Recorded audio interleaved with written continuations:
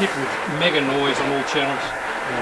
VK4 Delta Oscar, VK2 Mike Bravo returning. Hi, my name is Dominic, Delta Oscar Mike, and I'm operating from the Manly-Warringah Radio Society in Terry Hills, which is a suburb north of Sydney. Pretty special day there, Frank. We're just on the air for the first time right now. We're in the middle of our centenary celebrations. We've just had a formal speeches. We've had a big lunch and a few photos and lots of tall stories outside in the yard. And I thought we'd better fire up the HF Radio, being a HF Radio club celebrating 100 years. Well, happy birthday, you guys there. That's Manly-Warringah, eh? Yeah, very good.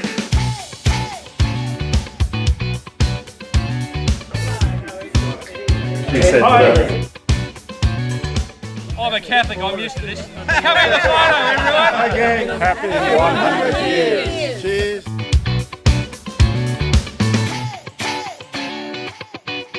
$100-year birthday today, how about that? I'd just like to welcome everybody, and including our patron Rob Stokes, who's made an effort to get here. Thank you, Rob, for doing that. I think we'll just kick off and do it. So I'll call on Sean, who's going to talk about he's actually going to talk about the club standing in for Greg, our president, who's not very well. So I'll get a round of applause for Sean. Afternoon, everybody. We're glad we could all make it on such a great day. At this point, on behalf of our President Greg Lee, who unfortunately couldn't be here, it's a pity because he was on the ground floor to get this event up and running. So I've no doubt he'll watch it, he'll see it, and he'll hopefully will do a good job for him. So as it is, our club members, as you can see the spread amongst us, it's an eclectic, I'd use the word, eclectic group of ladies and gentlemen that come from a cross-section of science, industry, commerce, trades and medicine. We've got a Professor Phil from Sydney University. We've got a Dr. Phil, specialist in neurology. We've got an engineer Phil, a programmer, an electronic designer. You see, when it does come together, we do have a good time and we can put a lot back into society.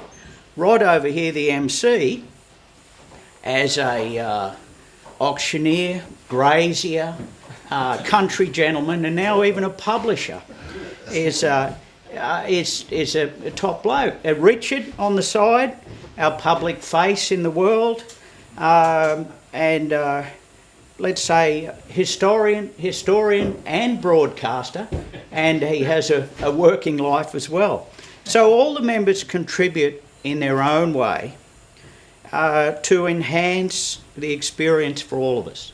And the monthly get-togethers we have are also then recorded and on-forwarded for others to see and make the most of. So I would imagine that in the very early days when amateur radio started, and it was a PMG regulation, that amateur radio operators were required to experiment and perform their functions in lecture halls. So the function of providing information and growth and education for others has been there from day one. So this is our meeting place with our regular monthly structure: meetings, informative lectures, show and tell and practical activities, and of course some on-air time.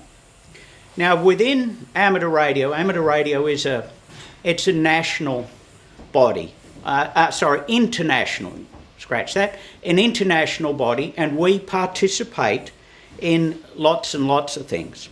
So, and especially in chasing that DX, and we've got Patrick down the back, who is an avid contester and chasing that DX. So,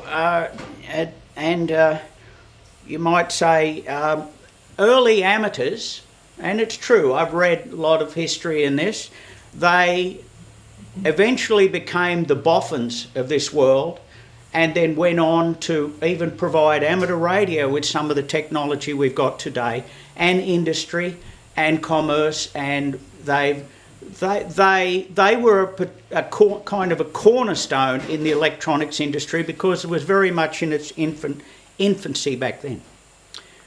We are located here by good fortune because of our long-term association with the Scouting Association. And we came here when we were displaced from the Volunteer Services Centre up at the other end of Terry Hills, and quite by chance and good fortune, a club member and a scouting representative said, "Have I got a deal for you?" So we have kindly offered our new home with conditions. You can see there's us and amateur radio, and there's scouting. And so amateur radio and scouting go back a long way. I can prove it. It's kind of an intrinsic thing in a way. Members past and present have been involved in scouting and amateur radio, me included.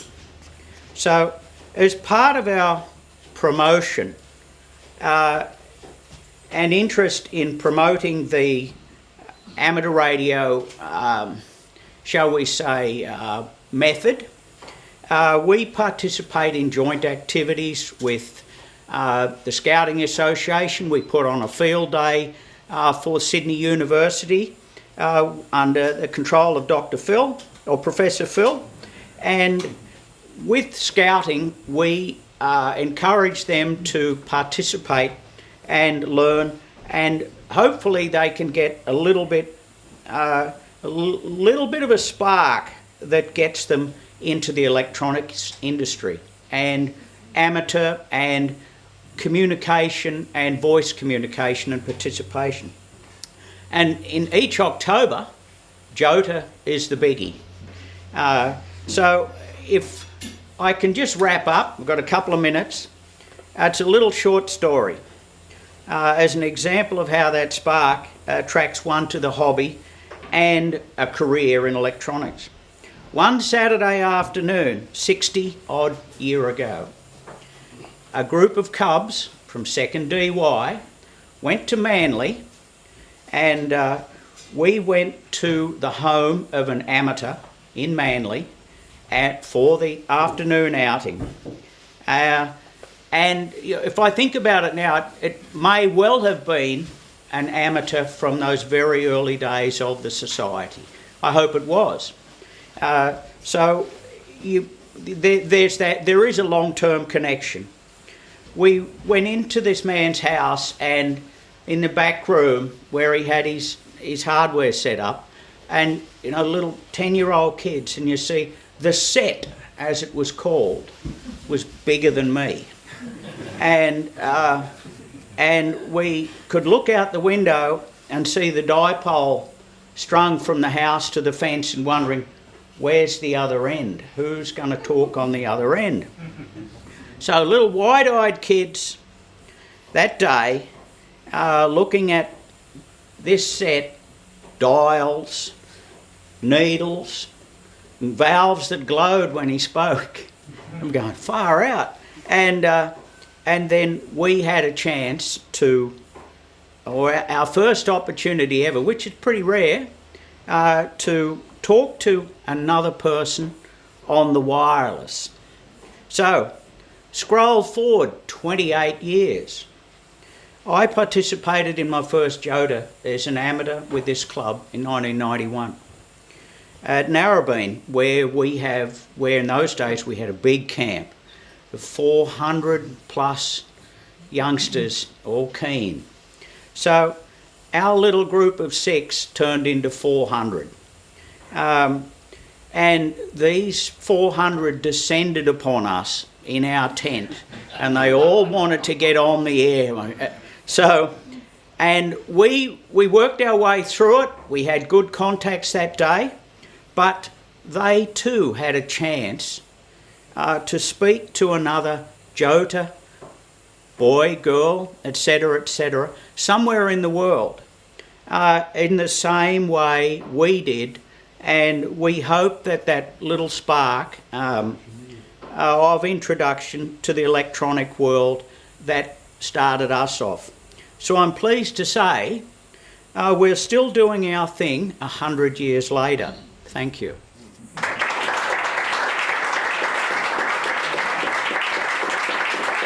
My name's Tim Jensen. My current call sign is VK2BT, and I've been a member of the Manly-Warringah Radio Society for 30 years. And I only know that because I asked Dom, and Dom Bragg, VK2JNA, and I coincidentally turned up on the same night at a meeting, so 30 years ago. And we've been continuous members ever since.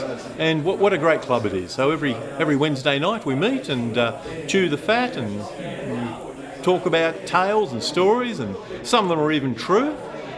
We do a bit of building stuff, fixing stuff, and have a really good time. And it's good camaraderie, I guess, is another good asset of the club. We all sort of stick together and work together and talk together, and it's just a great club. Scott Finlay, VK2 SMF. Been a member for 3 years. I'm Mike Duplessis, and my call sign VK2 MDP. I'm a relative newcomer to the club. About 8 years, I'm a vice president of the club. I come from South Africa originally, so I've been an amateur ham radio since 1975. So I've just come back to it relatively recently, and really enjoying the club. Hey, my name's Ian Jensen. My contact's VK2F IPJ, a Foundation radio licence member, and I've been a member of the club as long as my father has for my whole life, more or less on and off. Our patron, Rob Stokes.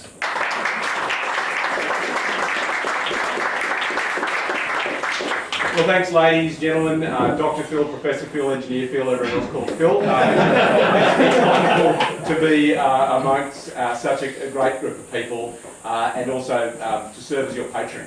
One of the really special things about being local member for the district has been being able to serve as your patron for more than 15 years, so I'm very, very honoured to have done that, and I'll say a little bit more about that in a moment. Also passing my best to Greg for a quick recovery from his illness, and thanks Sean for sort of giving us a sense of some of the things that the club has been up to over the past 100 years. A couple of things I was reflecting on in speaking to you today was Mark Twain went on a history tour of Australia in the 1890s, and he said Australian history reads like the most impossible lies, yet they're all true. and a couple of things when I look at the history of radio in Australia. Well, in fact, I want to go back a little bit further. The Australian accent itself.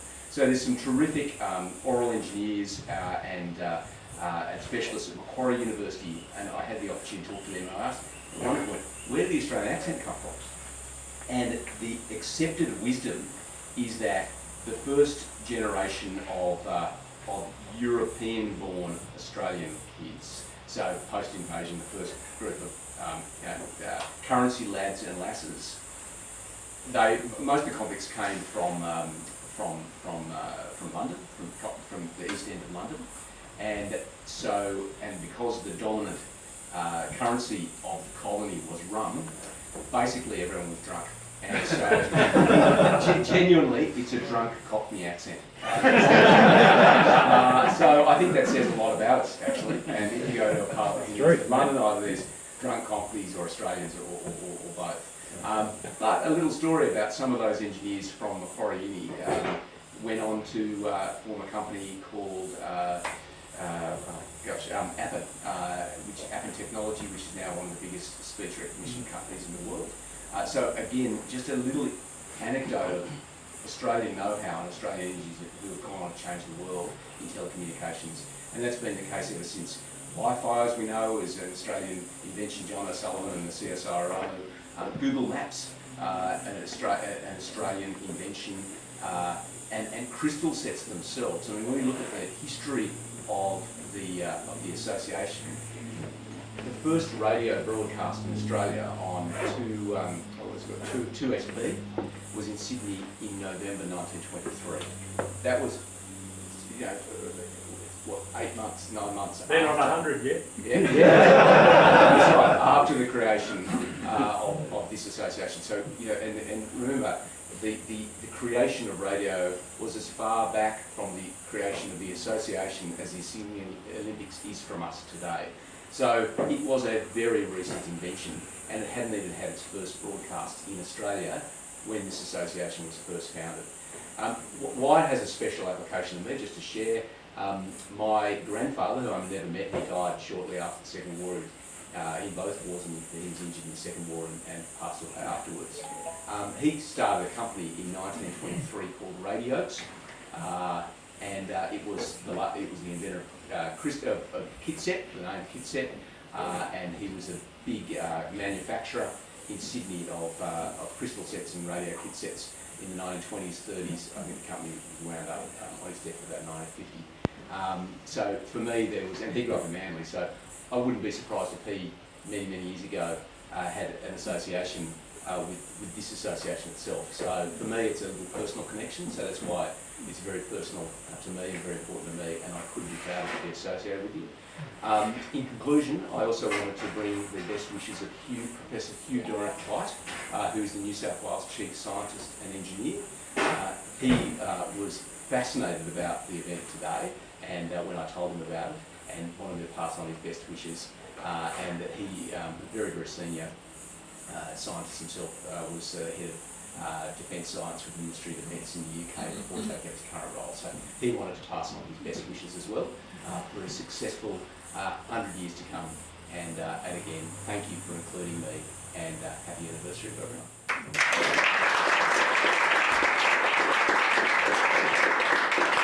I'm Dick Smith, I'm VK2DIK, and it's great to be here at the anniversary meeting. Good afternoon, I'm Stuart, VK2 Bravo Mike X-Ray, a recent member of the club, but a long-time radio amateur, and great to be here for 100-year anniversary.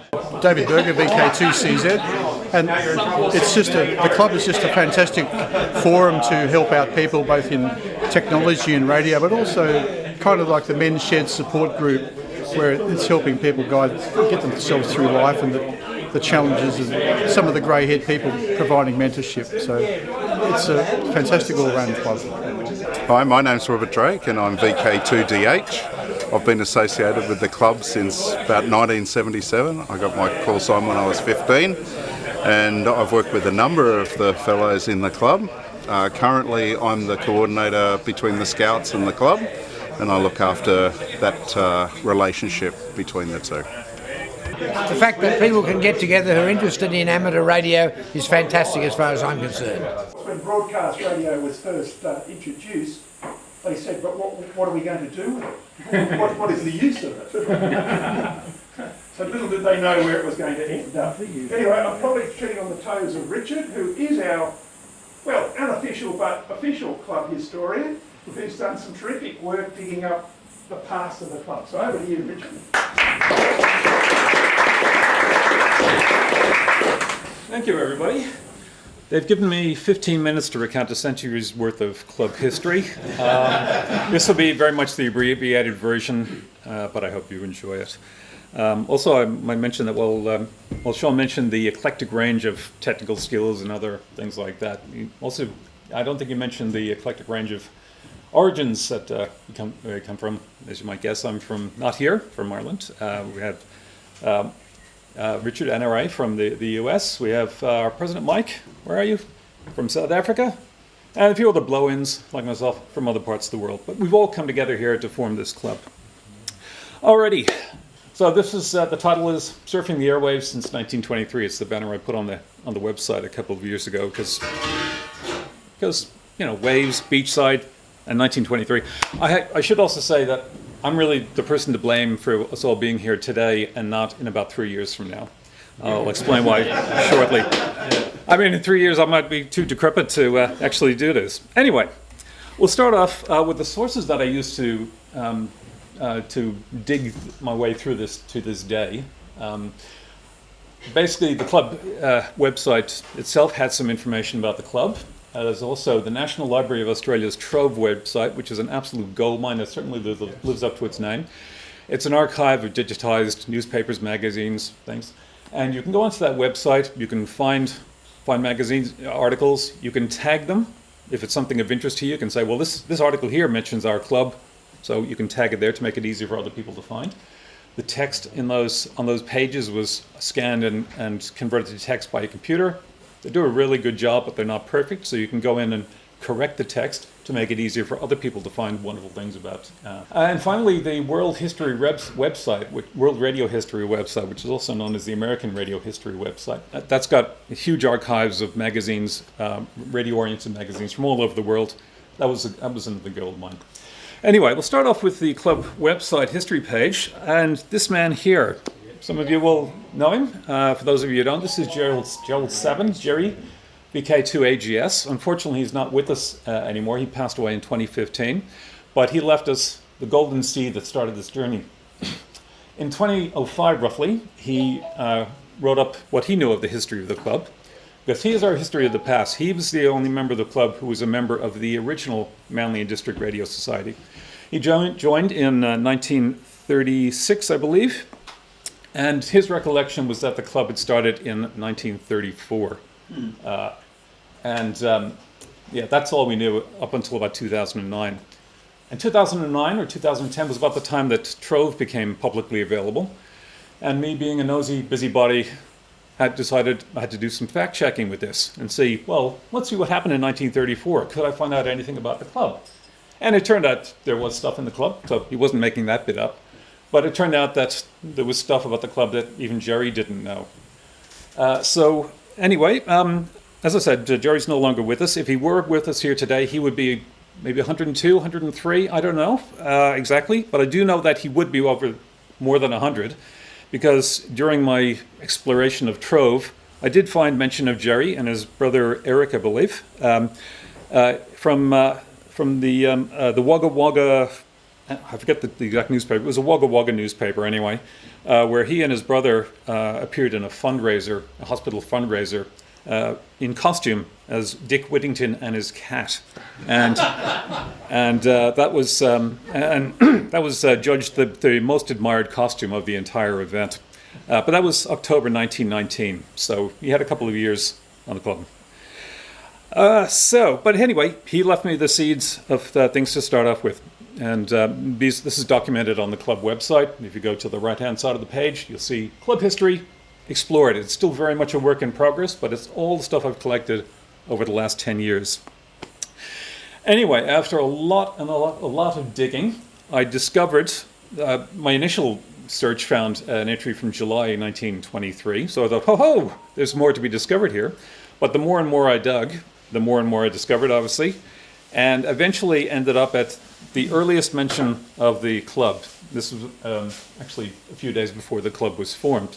And for those of you at the back who can't read it, the news item reads, Radio Club for Manly. A movement is afoot to inaugurate a radio club at Manly.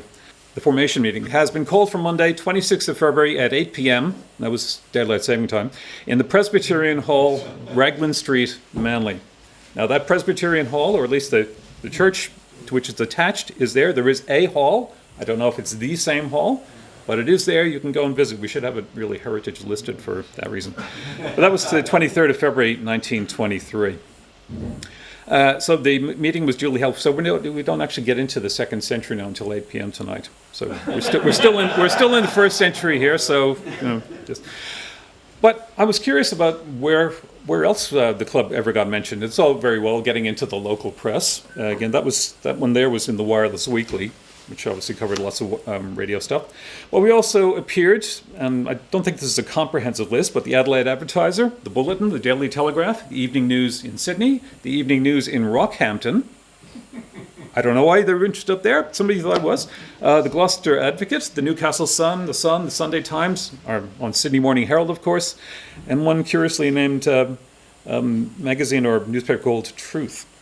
There were also radio-oriented magazines, of course, the WIA's Amateur Radio, the Australasian Wireless Review, Australasian Radio World, Radio in Australia and New Zealand, and Wireless Weekly. So this was a really very different time for our amateur radio than we have today. These days, getting into the press, it's nearly impossible, although I've met it a few times. But wireless was still a pretty hot new technology in the early 20s. It was still mostly Morse code, due to just technology limitations. It was still very early in the history of radio at all. It was only 5 years previously that Ernest Fisk at Warringah managed to receive the first radio signal direct from the UK, was it called the UK then? Or from Britain, straight to Warringah. And that was strategically huge, because before then you'd have to send messages over shorter distances along the various parts of the empire, and things could get intercepted, messages could get changed. But 1918, September, I believe, 22nd of September, was the time that people realized there was some strategic value in long-distance radio communication, and people started to take it seriously. It became hugely popular as a general interest hobby, and they reported it in the newspapers. If I, or some ancient predecessor of mine, had a contact with somebody in Wagga Wagga or Adelaide, that made news. That was reported in the papers, and it's just incredible. These days, a different matter. We of course have the internet, so we can spread our messages any way we like, but that's a different thing. Okay, the first president of the society, or the radio club as it was then, was one F.C. Swinburne. If anybody knows what the F and the C stand for, I'd be happy to know. One of the irksome things about old newspapers is that they kept referring to people by their initials, or just Mr. Smith or Miss Jones, and trying to draw lines from one person to the next. Made it a bit difficult. But Swinburne was a pretty high-profile experimenter of the time. This particular photograph in the article here is about a solar eclipse that was being studied in September 1922. And Swinburne was along for that as in charge of the wireless plant while they were doing the observations on the solar eclipse that was apparently happening and visible just north of the New South Wales-Queensland border. I'd like to think, I don't know for sure, but I'd like to think he was testing how the eclipse affected propagation conditions. That's an activity that still goes on today. There was an article published just last week saying that NASA is looking for people to do observations during the upcoming solar eclipses in the US. I believe we have one coming up next year or the year after. I'm not sure. So, there'll be opportunity for us to, be in charge of the wireless plant. So anyway, I just included this because that's about the best picture I have of Mr. Swinburne there. But he seems to be a fairly youngish sort of fellow, but very technically cluey. Anyway, moving on to the actual meeting. There were several reports of it. This one was my favorite. This is just an extract. This is from Wireless Weekly on the 4th of April. It took them a few weeks to report this because I think they also reported on a lecture, subsequent meeting with a lecture. But here it was. The Manly and District Radio Club was formed on February 26th under circumstances which tested the enthusiasm and initiative of all who made up their minds to be present. Firstly, heavy showers of rain made outdoor conditions unpleasant. And secondly, the failure of the electric light rendered it necessary to use candles to light the hall. But neither the rain nor the poor illumination affected the enthusiasm of those present, and when the meeting was well in progress, under the able chairmanship of Mr. F.C. Swinburne, one of the promoters of the club, the juice once more consented to flow, and the room was flooded with light. And I think it's fair to say that level of enthusiasm still pervades the club to this day. Although we've got a beautiful sunny day today, so. Yeah, but you don't see too many articles written like that before. Anyway, the article went on to describe who was elected to various positions, and it also talked about a general meeting, which I think took place a week later, where Mr. Swinburne talked about high-powered transmitters. So he was pushing the edge even then. Okay, so I've managed to dig up a few photographs of the club. This one is from a May 1923 meeting where Mr. Wallace Best, who I guess is there standing by the blackboard, came over across the bay from the Wentworth Radio Club. They were located in Rose Bay, where the Waverley Club is now. I think at the time Waverley was over in Bondi. But anyway, that's a photograph of him lecturing on, I'm not sure what the subject was, but that was Wallace Best. Bow ties, Bow ties and suits, get over it. And can you imagine that happening today? I mean, okay, we got a couple of bow ties, Richard, Sean. Any other bow ties here today? And Des, thank you. And Mel, of course, yeah. So fair play to you for the effort, but where's the suits, fellas? But it was just interesting that in those days people would dress up to go out, even for something like this. And later meetings of the club, people were doing demonstrations. I think Swinburne again did a demonstration later on. I'm not sure if it was if I have it was a picture of it here, of another experimenter, Charles McClurkin, over on the south side, I think at Rose Bay, and he was doing a broadcast, a music broadcast of, it was just a telephony broadcast, just talking across to the Manly Literary Institute where these meetings were held at first. And people would go up to that and they'd dress up, just to hear somebody talking from across the other side of the harbour. So that's just incredible that the people would do that. Radio, as I said, was very different back then. People would fire up their transmitters and play their phonograph into it, and people would report on how good the music was, the sound quality, and everything else. There were obviously many fewer lawyers back then than there are today, at least copyright lawyers. So that was May 1923. That was one of the first photographs I actually discovered of the club. And there's a picture of some of Mr. Swinburne's equipment here. Now, in no particular order, I don't think it's left to right, but there's a wave meter, a buzzer, I think that's the buzzer there, it looks sort of like a Morse key, a portable receiver, and a long wave panel type receiver. So that was some of the equipment that he used for his experiments at Manly. Here's another later lecture. This was 1923, October. One Raymond McIntosh, he was demonstrating radio telephony here. So, I remember only 5 years previously we got dots and dashes direct from the UK. The technology had advanced enough that people were able to send voice. So Raymond McIntosh, I don't know what club he was from, but he was giving a lecture at the, I think this was again at the Manly Literary Institute. And this was another two-way demonstration where he was talking with Mr. J.S. Marks, 2GR, of Rose Bay. So he was probably one of McClurkin's neighbors over there. So I think that's where all the radio originally started, over on the south side. Now, Jerry, in his history of the club, reported on the various places that served as club rooms, or at least meeting places for the club. There were quite a few that Jerry recalled in Fairlight in Manly, Ferrybower Road in Manly, Condamine Street in Manly, La Perouse Street in Fairlight, another one in Darley Road, which I think is close by. That one came from the Adelaide Advertiser. Why they cared, I don't know. And in April 1938, the club was in East Esplanade in Manly.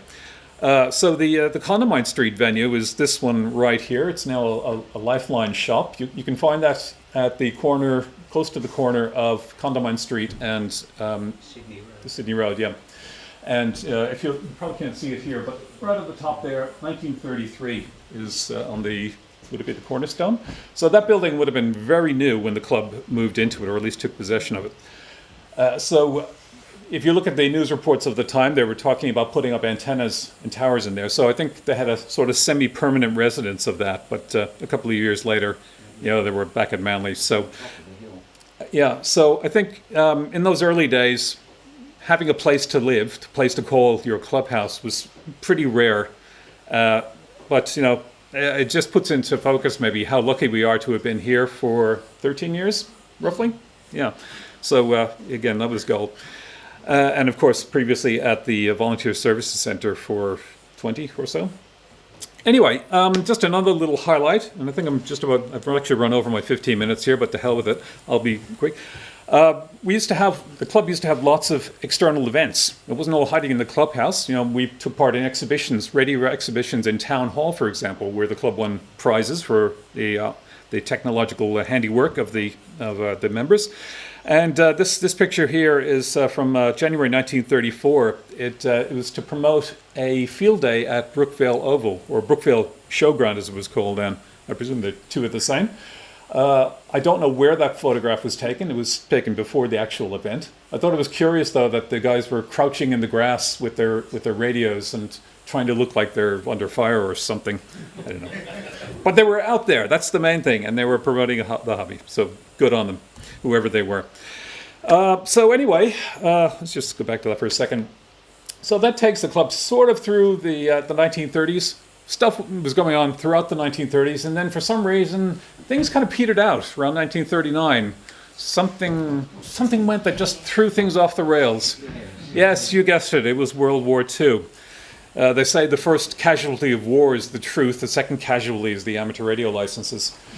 So things went very dark for a while, but I did manage to find the WIA did continue publishing amateur radio magazine, so good on for that. And guess what I found in October 1942?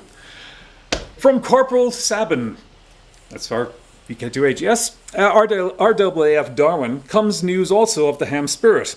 Before the war, he was a member of the Manly Radio Club and was sent up to Northwest Australia. Meeting there a chap from VK5 by name of Bob Fuller, they did some fag and at the local post office sat and passed for the ticket, so no time would be lost when it was time to call CQ again. Don't you reckon these two will make good hams? Congratulations, old men. Very fine business indeed. So I presume by doing some fag, I presume that means they were doing some the study for the ticket or the practice. Maybe something else. I don't know. I mean, language changes over time. I know there was the old British schoolboy thing of doing menial work, so I don't know. If anybody has any insights into that aspect of them. That's what I think it is, hard work. Anyway, a lot didn't happen after the war. At least there was nothing really reported. Jerry does turn up in the pages of Amateur Radio magazine from time to time, mostly selling equipment through the ham ads. But the club, as we know it today, came back into life in around 1976. And then we had various locations here, Hinkler Park, Harbour Diggers, Warringah Mall, the room that used to be called the Sizzler Restaurant. Finally settling into a place at the Volunteer Services Centre just a kilometre down the road at Terry Hills. And at that time, I think the club was rebranded as from the Manly-Warringah District Radio Club, or variations thereof, to the Manly-Warringah Radio Society. I believe the logic was that society sounds a bit more reputable than club. Whatever the reason, we got our space in the Volunteer Services Centre, and we did occasionally get involved in a bit of actual emergency services work. But that unfortunately came to an end in 2009 when I believe it was the RFS or the SES needed the space, so we got shuffled out. We spent a bit of time about a block away from here in a community centre. Having temporary premises is really not the same as having a permanent clubhouse. But in 2009, as Sean discussed, we did score this sweetheart deal here, and now we have what I hope is a permanent home. Some photographs from that time. The picture on the left, I believe, was taken at the rooms at Warringah Mall. This was our club rooms at Beacon Hill, and you see you've got the tower there, and that's one of the photographs taken inside. Still trying to identify all the people in these photographs, but we'll get there one day.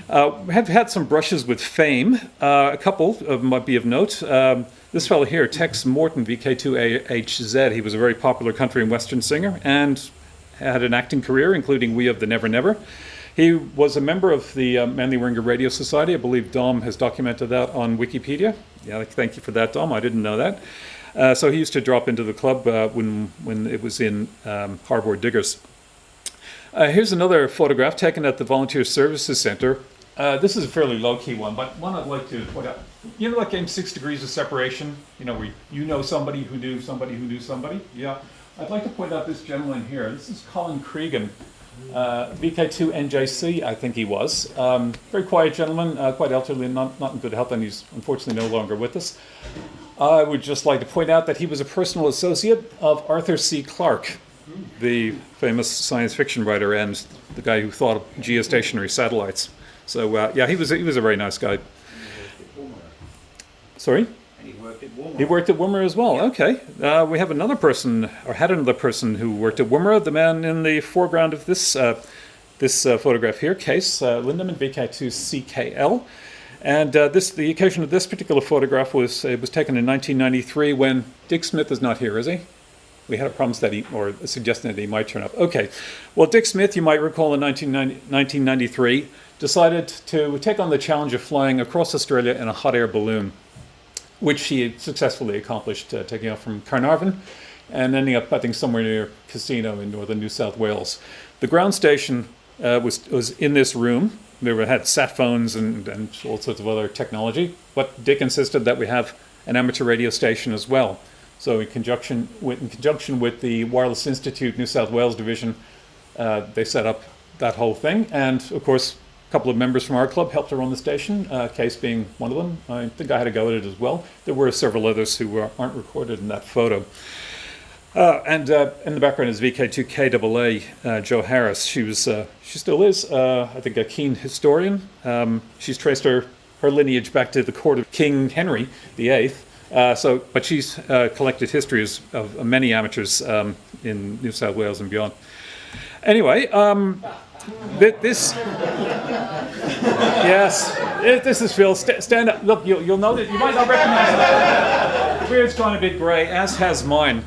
I mentioned in passing that when we were at the Volunteer Services Centre, we did do a bit of emergency work.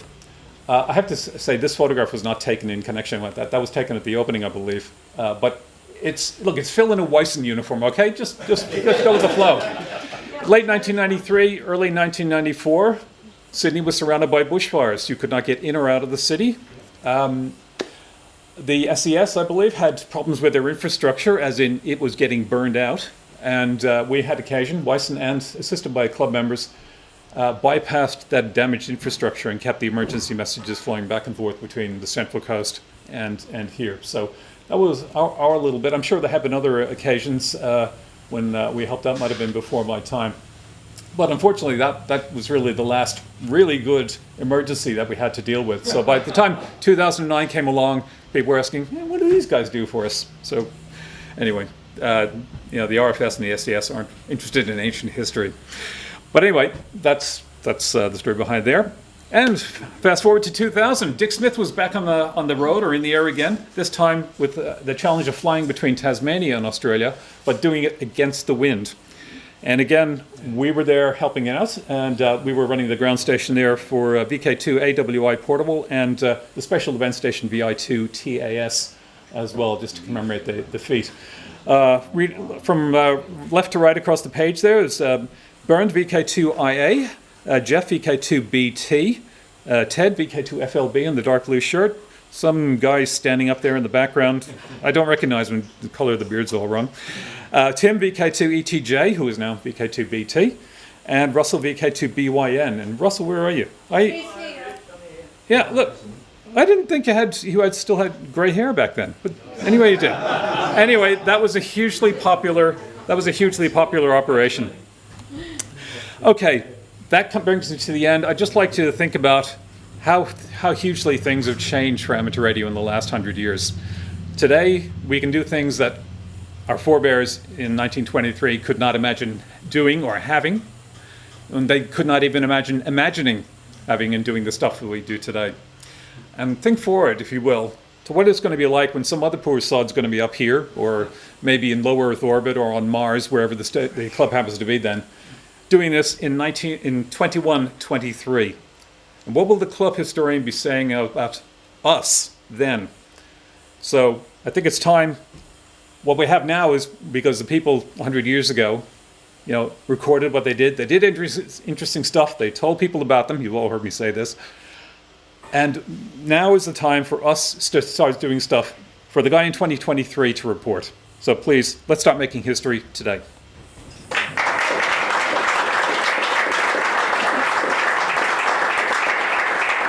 I'm Jeff, VK2TGO. I joined before I retired. I've always been interested in ham radio, and joined in the early 2000s, I think. And after being there about 2 years, they made me club president for 2 years. So that was an interesting experience. So I've enjoyed ham radio, especially now. Hi, my name's Rod, and my call sign is VK2ZZM. And I'm not an old member of the club. I've only been a member since 2010. But I don't know why they choose me to do these things, but there you go. Camaraderie, I think, this is the first thing. Yeah, that's what it's all about, is making contact with people. Yeah, so, and the technical side, I was an engineer, always interested in electronics, still am, and I enjoy that side as well. I'm Richard Mernan, VK2SKY. I'm a bit of a blow-in to Australia, as you might guess from my accent. I've only been out here about 35 years or so. I joined the club when I came out in 1987. I'm currently the publicity officer of the club. I'm the one to blame for us being here on this particular day, because I'm the one who did the research to discover when the club actually started. And such an eclectic mix of people. There's no chance to be bored. I've never, not one day have I been bored in this club. There's just so much to do, so much to learn, so many interesting people to meet. You know, I could do this for another 100 years, really, if I had the chance, and I would if I had the chance. But yeah, it's just being around people who are enthusiastic about what they do and who have a lot of technical expertise. It really can't beat it, and very few clubs, I think, in Australia can match that. We have somebody who every show and tell night will bring something along, and it'll be something completely different. And I think at the last one, somebody said, "Phil, where did you get that doodad from?" And as Phil always says, "Oh, I made it." Made it myself. So I crossed the film.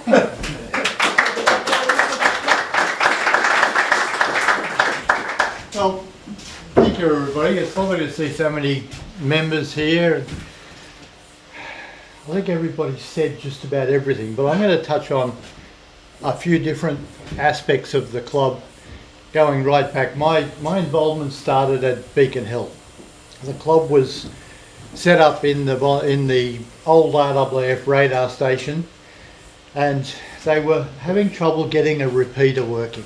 So a repeater is a station you put on top of a hill, and you transmit from your car to the repeater, and it retransmits it somewhere else.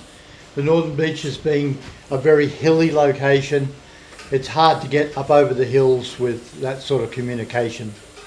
So one of my friends said, "We're having trouble getting this radio repeater going. Would you come up and have a look at it for us?" So that was my first involvement with Manly-Warringah Radio Society. I think it was a society then. This is probably 1980. I'm hopeless with dates. 77. Thanks, Robert. So anyway, look, we built various repeaters, and things grew up over the years. And because I was in electronics, I was working in a two-way radio design laboratory at the time. People got to know my technical abilities, and there'd be new people come into the club that were, just beginning in radio, and maybe have their ticket or not. But they used to always ask questions. So the questions would be put to the Brains Trust, and I think I was one of the Brains Trust. There were several people that were quite good with different aspects of radio, antennas and stuff, but I used to get the questions, and for a long time I was one of the fill-in lecturers. We have a monthly lecture in the club, and I would do several lectures a year, back in the day. So as we're able to set up radios, we can take them portable in our cars or even, handheld. We got involved with providing communications for a lot of groups of people. And Robert just reminded me earlier today that we used to do the Pony Club. So in St Ives Showground, they used to do a cross-country course on horseback, involved jumps and uphills and downhills, and moderately dangerous for people that weren't really experienced in horsemanship. So they wanted people around the course to check on the riders, the horses, see if anybody fell, if they needed first aid. So we started doing that, and then they realised that we could pass messages about where the horses and the riders were around the course. And we were able to collate the start time, the finish time, the elapsed time at different points, and pass it all back to a central place where it was recorded. And in the early days, it took them like 3 weeks to get the results of an event. When we started doing the radio for them and passing the messages, they had the results on the day. They gave out the prizes at the end of the day. And it was all because of the radio communications that the club provided. Back in the day, I'm hopeless with dates, we used to set up all the way along the City to Surf course. That was a big event, you know, like there was lots of operators. The main setup was down in Bondi in the surf club pavilion down there.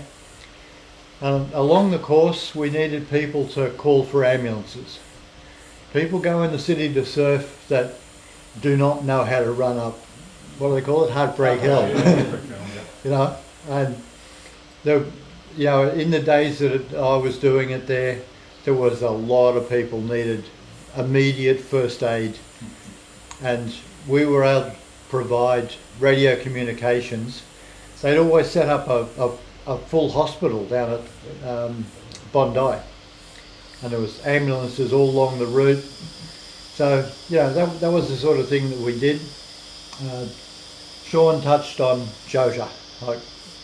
I can remember going to Jota as an 8 or 9 year old, and that sort of really sparked my interest in radio. We were doing builder kits, but these were crystal sets. You know, you had to find the parts, build a crystal set, and that got me interested in radio. And when we got into Scouts, Jota now is generally like a one-day event. We host it here. Jota for me, when I was 12 to 15, was a weekend. We'd go to our campsite on the Friday night straight from school. We had spent several weeks building all the antennas. So we went to the campsite, we set everything up, and we went to school on the Monday morning from the campsite. And that was Jota to me for many, many years. So we've brought that along. We still get very involved with Jota. We get young people coming along. They get to speak on the radio to somebody locally or remotely if that's possible. So it just gives them an introduction to radio, and yeah, maybe helps them along with their careers in later life. So I think that's pretty much all I was going to say about the club. It's been a real pleasure to belong to the club. 73, well, 45 years. 45 years I've been a member of the club. So yeah, it's been wonderful. I don't get up as much as I would like to at the moment. I've got a couple of other interests that keep me away. I go flying aeroplanes. So that's all I'm going to say. Thank you very much. All right, from the oldest member of the club, we're going to the youngest member of the club, I think. Yes. Have to be. So if I could ask Sarah to come up and cut the official happy 100th birthday cake here, or ceremonial cake.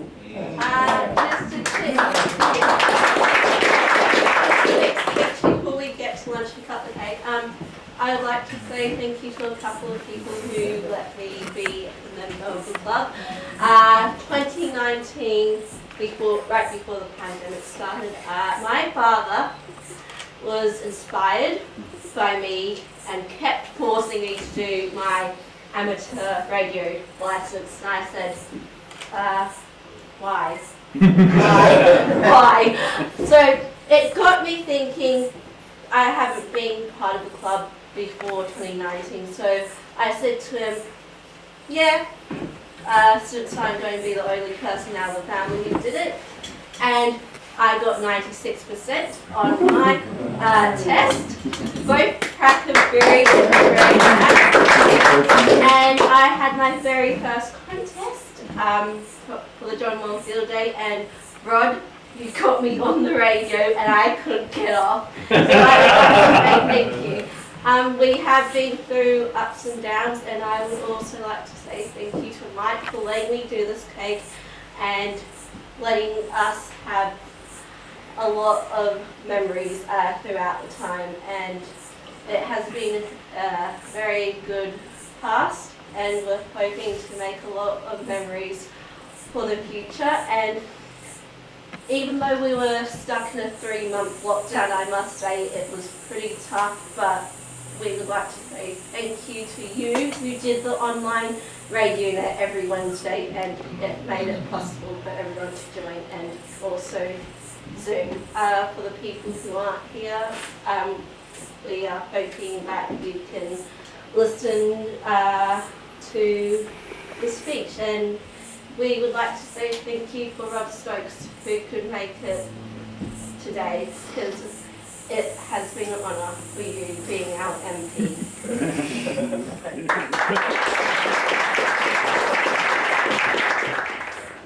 Zara to cut the cake, and once she's cut the cake, we can all have some lunch. Hurry up and go for it.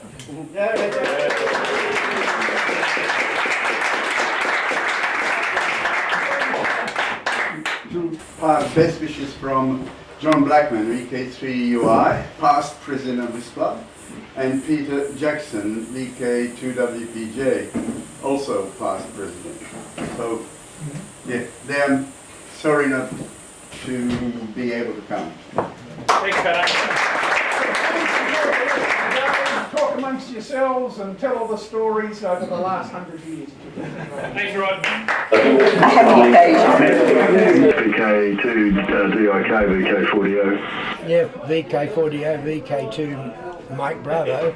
Yes, Frank, well, no, it sounds good. And I've lived in Terry Hills for the last 40 years, and I did come up a couple of years ago and give a talk to the group, and they put that on their site, if I remember, under YouTube. But I thought I'd pop up today to be part of the celebration, which is quite fantastic. And this is the first time I've been on the Hamlands for quite a few years.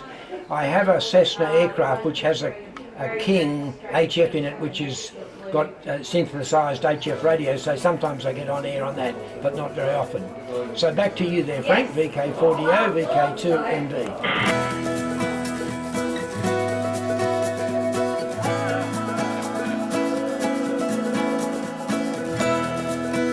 This is really spectacular to see so many people here and talk about the history, and it's just great that an organisation can last for 100 years and still be going really strong. Happy 100 years!